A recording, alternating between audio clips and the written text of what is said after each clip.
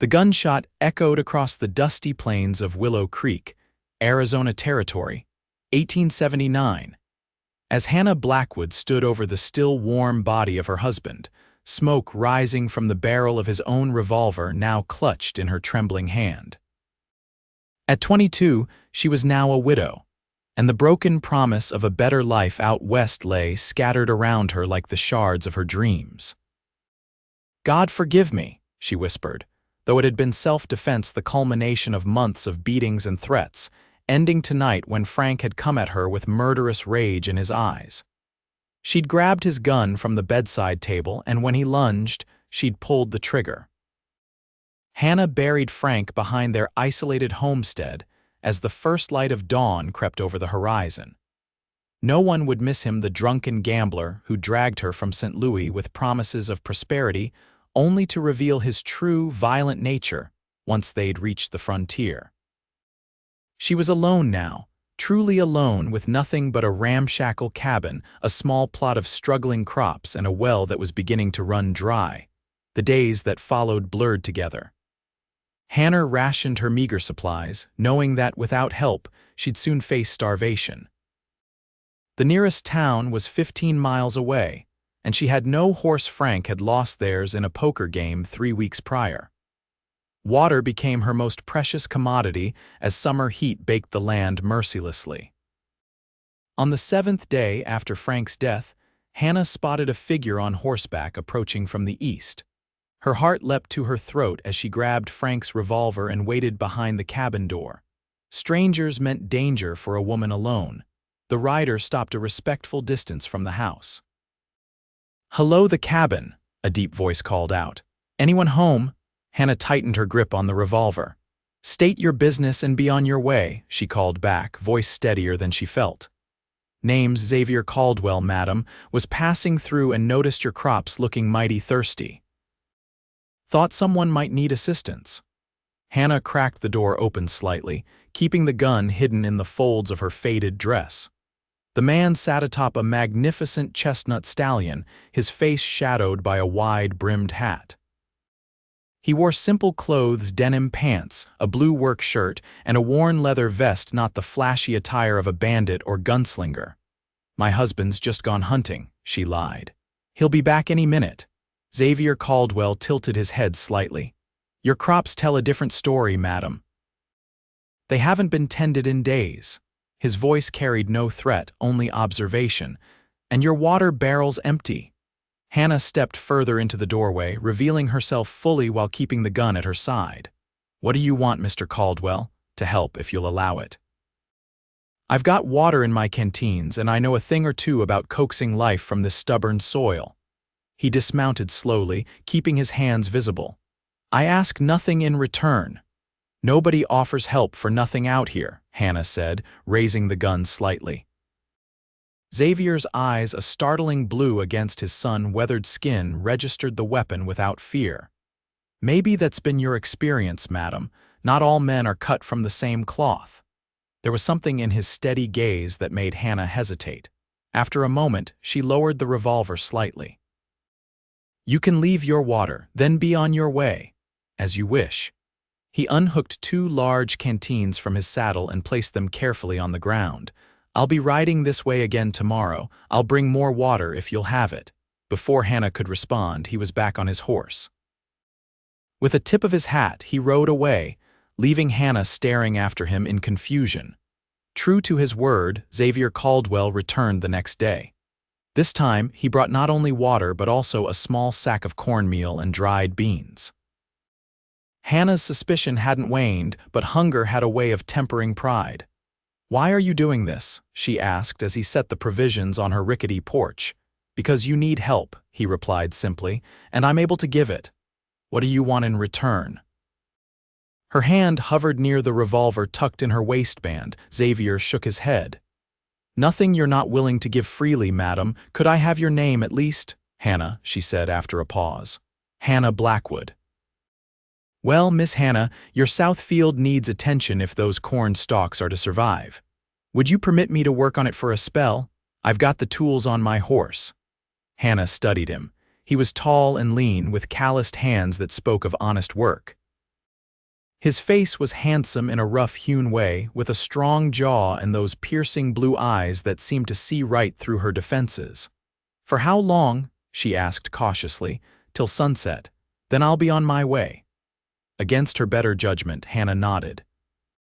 She watched from the doorway as Xavier retrieved tools from his saddlebags and set to work in the field. His movements were efficient and purposeful, and by sunset, he had repaired the irrigation channels and cleared the weeds from around the struggling corn. "It's a start," he said, wiping sweat from his brow. "The crop might yet recover."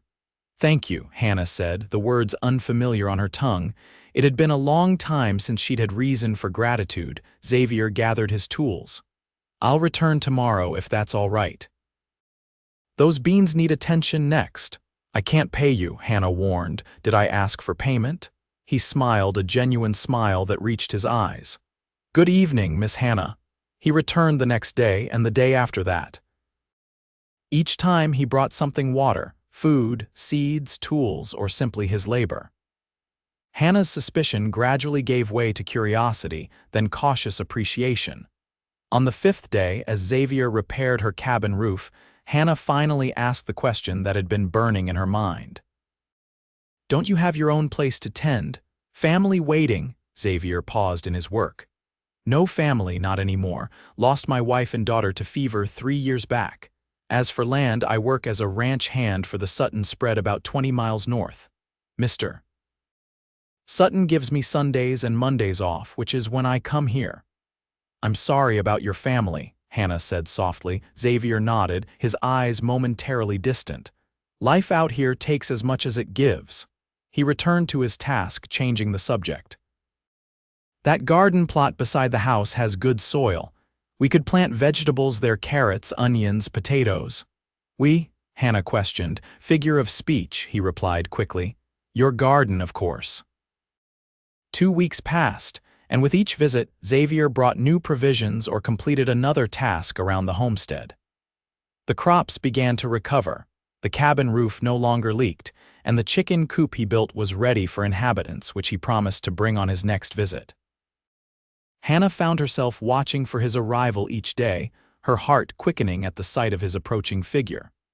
She began to take more care with her appearance, washing her hair in precious water and mending her dresses. After a month of his visits, Hannah finally told Xavier the truth about Frank. They sat on her porch as the sun set, sharing a simple meal of rabbit stew that Xavier had brought. "He wasn't hunting that first day you came," she said quietly. "Frank was dead, had been for a week." Xavier set down his bowl. "I suspected as much. He tried to kill me. I used his own gun." Hannah's voice was barely above a whisper. "I buried him out back." "Did he hurt you often?" Xavier asked, his voice carefully controlled. Hannah nodded, unable to look at him. "Almost from the moment we arrived here. He wasn't the man I thought I'd married." Xavier was silent for a long moment. "No one will hear of it from me," he finally said. "Some men deserve what comes to them." Hannah felt a weight lift from her shoulders. "I keep expecting you to stop coming," she admitted. "To grow tired of helping a woman with nothing to offer in return." "Is that what you think? That you have nothing to offer?" Xavier's voice was gentle. "Hannah, watching you fight to survive out here, your strength, your determination, it's been like watching a flower push through stone. It's—" He paused, searching for words. "It's been an honor to witness." Hannah felt warmth spread through her chest at his words. No man had ever spoken to her with such genuine respect. The next day, Xavier arrived with 4 hens and a rooster in a makeshift cage. "For your coop," he said with a smile. "Fresh eggs by week's end, I reckon." As he settled the birds into their new home, Hannah made a decision. "Would you stay for supper tonight?" she asked. "I could make cornbread with some of that meal you brought." Xavier's smile brightened his entire face. "I'd like that very much." That evening marked a shift in their relationship. As they ate by lantern light, conversation flowed more easily. Xavier told Hannah about growing up in Missouri, about his time as a Union soldier despite his young age in the final year of the Civil War, and about his journey west, seeking a fresh start. Hannah shared stories of her childhood in Pennsylvania, her father's death that had left her mother struggling, and how she'd met Frank at church when she was barely 18. "He seemed so charming, so full of dreams," she said. "Mother died last year and with nothing keeping me in St. Louis, I agreed to come west with him, I thought." She sighed. "I thought love would be enough." "Love should be enough," Xavier said quietly, "but it has to be real love, the kind that builds up instead of tearing down." Their eyes met across the table, and Hannah felt something stir inside her that she'd thought long dead hope. The visits continued through summer and into early fall. Xavier never stayed overnight, always departing as darkness fell, but each visit lasted longer than the previous one. Sometimes they worked side by side in comfortable silence. Other times, they talked for hours. Hannah began to plan her days around his visits, saving topics she wanted to discuss, preparing small gifts like a mended shirt or a fresh baked treat. One Monday in October, Xavier arrived with a peculiar bundle wrapped in canvas. "Something special today," he announced, seeming almost nervous. Hannah watched curiously as he unwrapped the package to reveal a beautiful leather-bound book. "Pride and Prejudice," she read aloud, running her fingers over the embossed title. "You mentioned once that you missed reading," Xavier explained. "Rode all the way to Tucson to find this. The shopkeeper said it's popular with ladies." Hannah was speechless. The thoughtfulness of the gift, the effort he'd made, it overwhelmed her. "Xavier, this must have cost a week's wages." "Worth every penny to see your smile," he replied softly. Their eyes met, and something passed between them, an unspoken understanding. Hannah stepped closer, her heart pounding. Xavier gently touched her cheek, his calloused fingers surprisingly soft against her skin.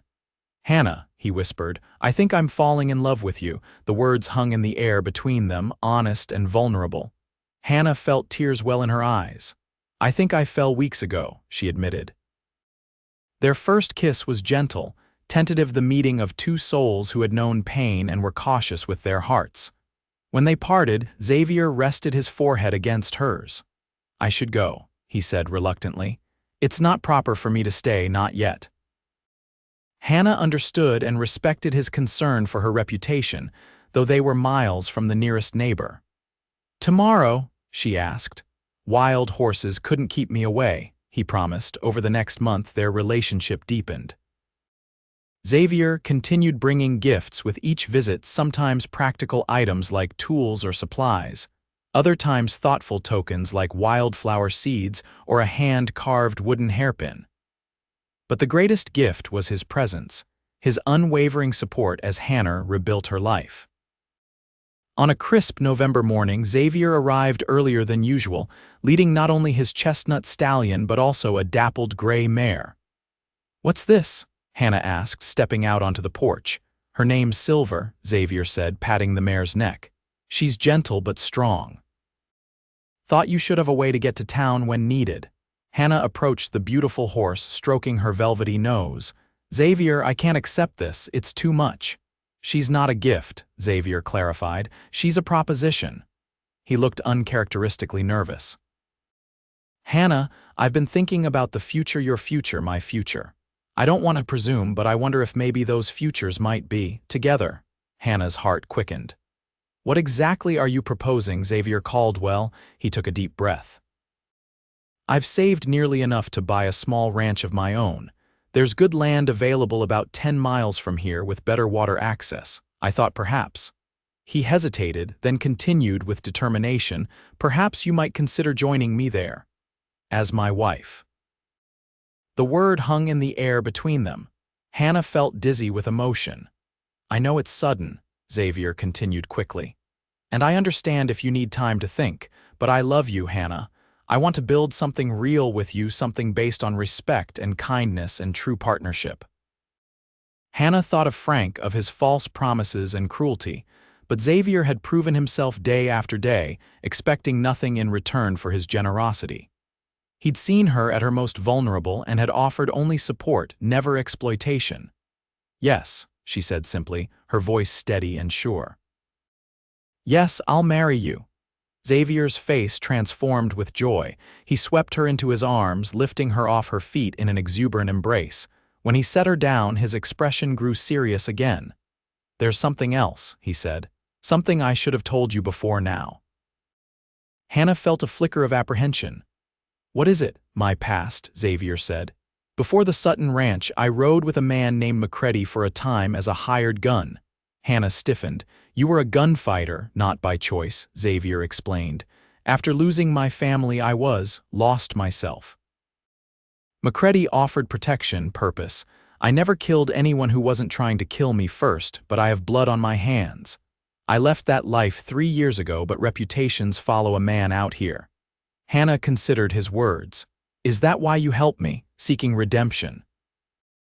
"No," Xavier answered firmly. "I help you because it's right, because from the moment I saw you standing in that doorway, gun in hand, eyes fierce despite your fear, I knew you were someone worth knowing." He took her hands in his. "I understand if this changes things." Hannah squeezed his hands. "We all have pasts, Xavier. What matters is the future we choose now." She smiled softly. "And I choose you."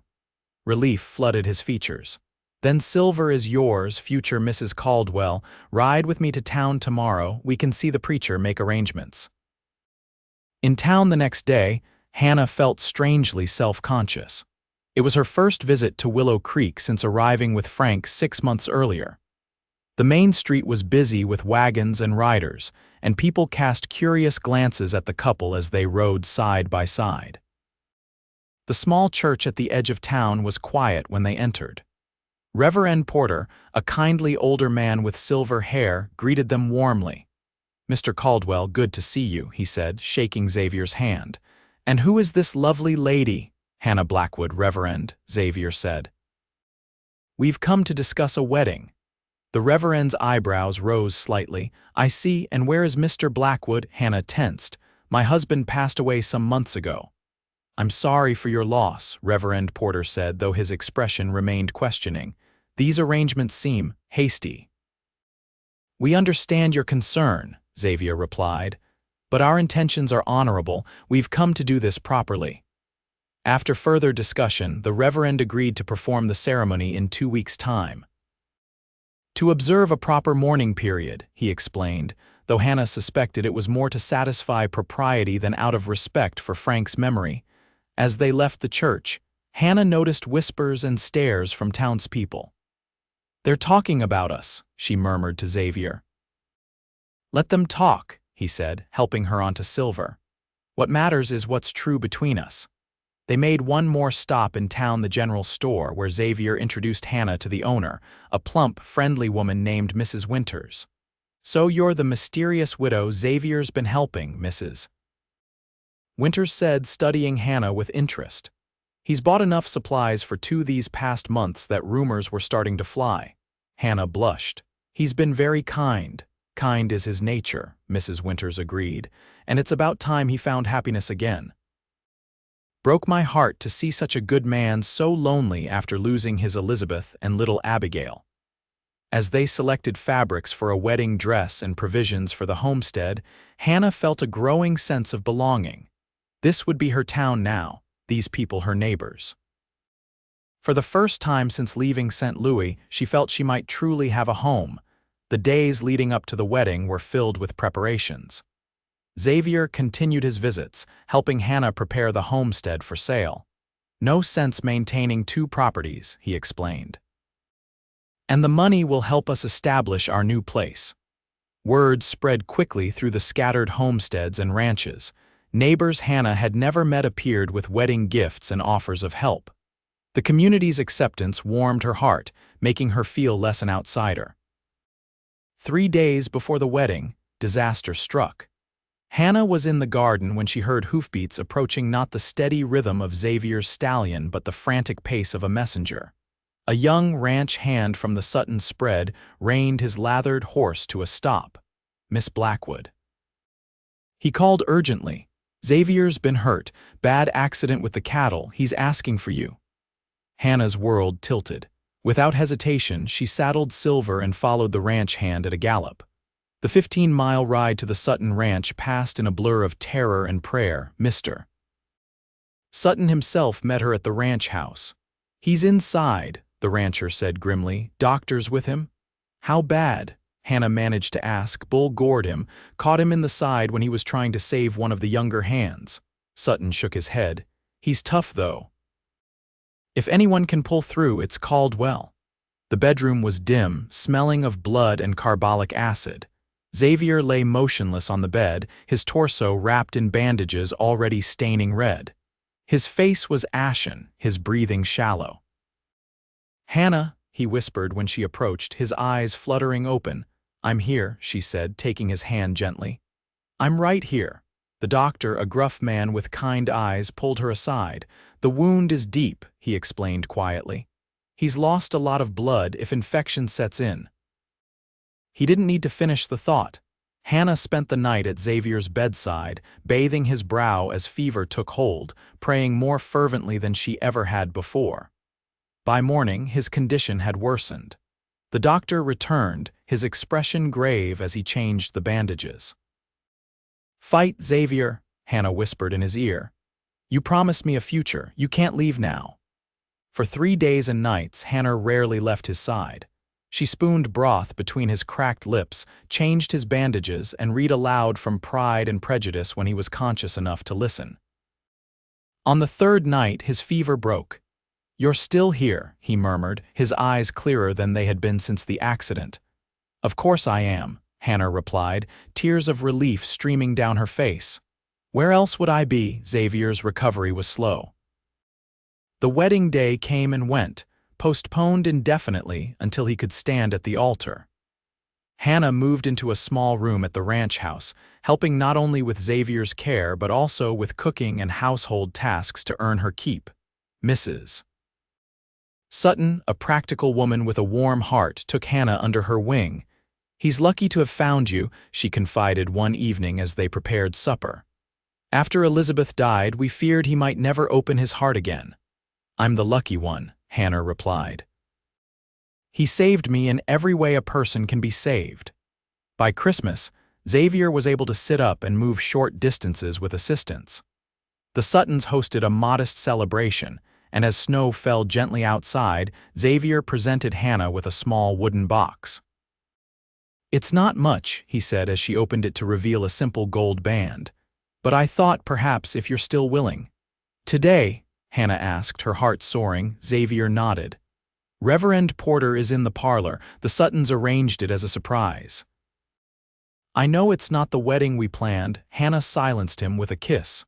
"It's perfect." They were married that Christmas evening in the Suttons' parlor, Xavier seated in an armchair, Hannah standing beside him.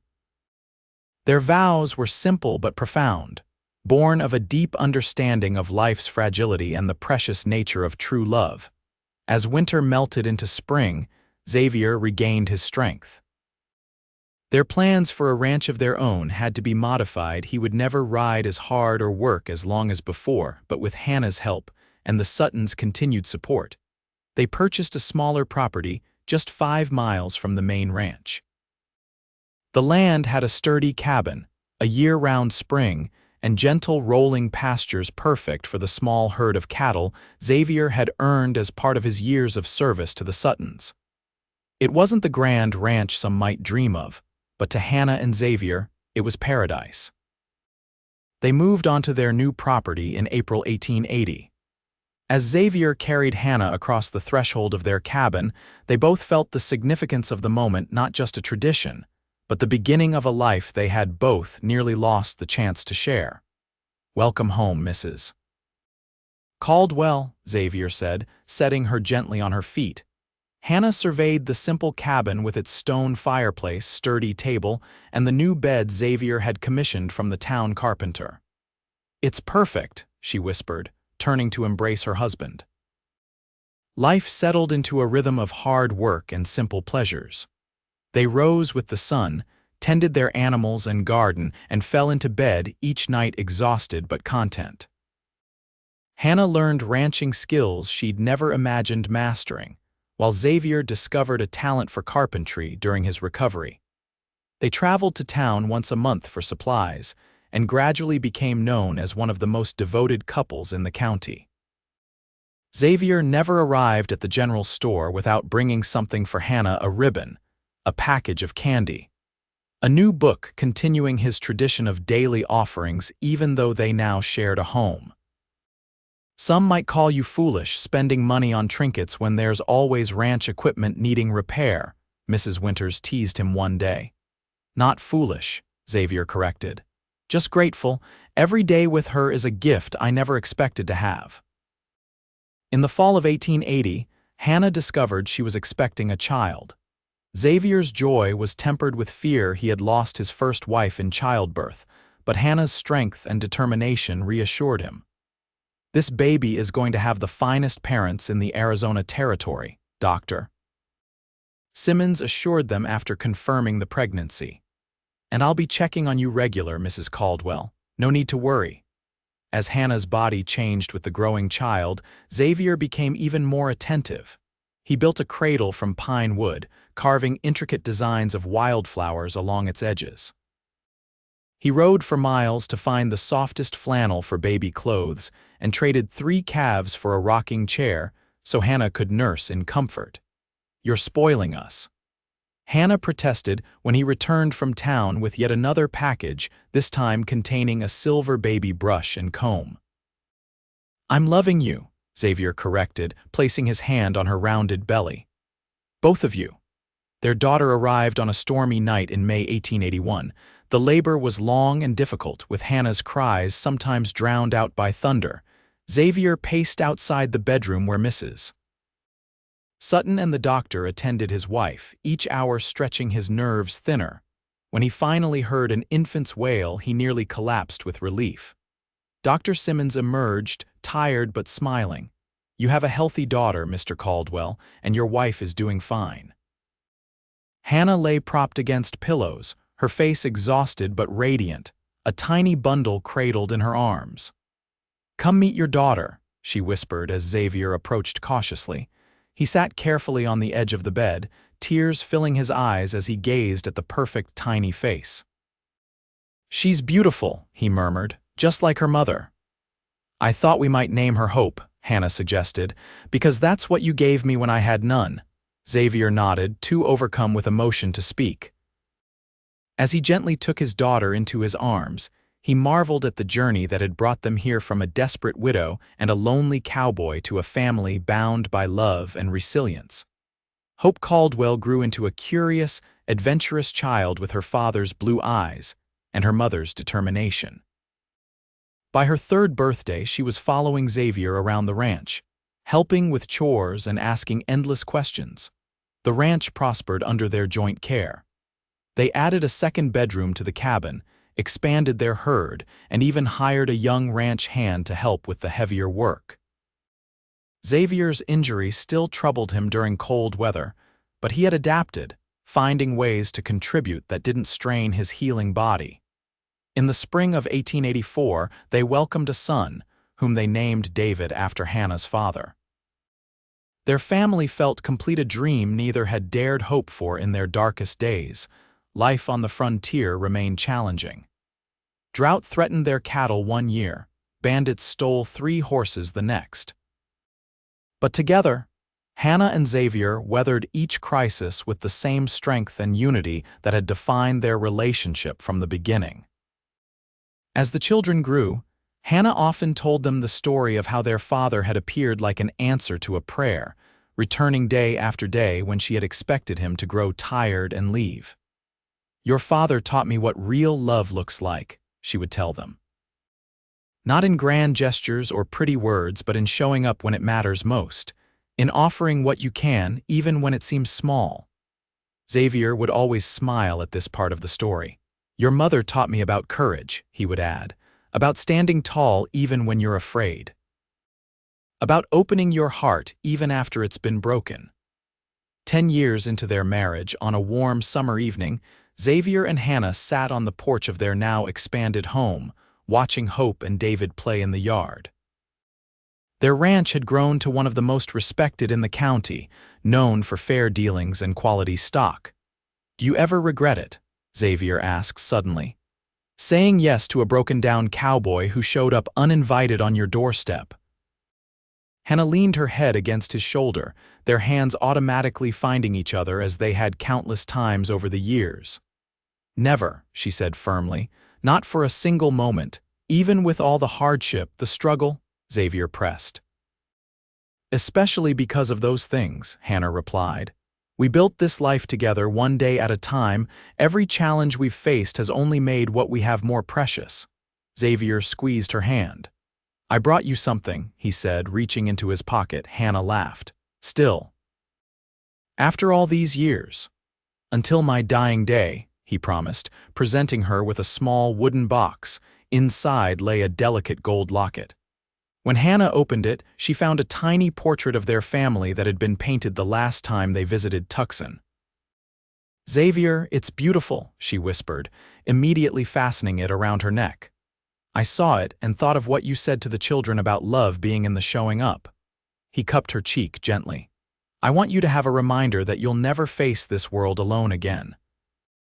That I'll always come back to you, every day, for all our days. As the Arizona sun set behind the mountains, painting the sky in brilliant gold and crimson, Hannah and Xavier Caldwell embraced on their porch, surrounded by the life they had built from nothing but hope and persistence.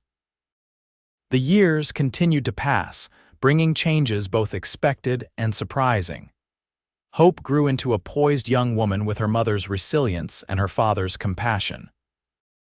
At 18, she accepted a teaching position at the schoolhouse in Willow Creek, riding Silver's daughter to town each day with the same confidence her mother had developed over the years.